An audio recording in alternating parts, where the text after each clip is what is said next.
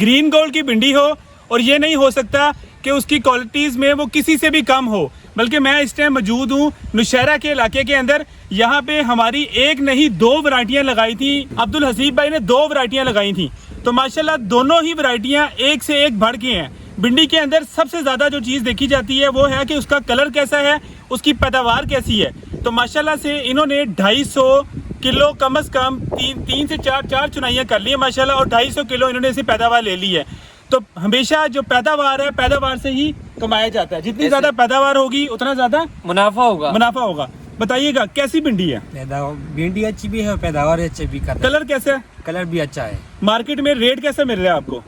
बहुत ज्यादा रेट पर चल रहा है। फैजान साहब बताएं। फ्यूचर 7,000 रुपए मन के हिसाब से बिक रही है आजकल माशाल्लाह, अल्हम्दुलिल्लाह। सबसे महंगी मार्केट में जो है यही बिक रही है। कौन सी भी?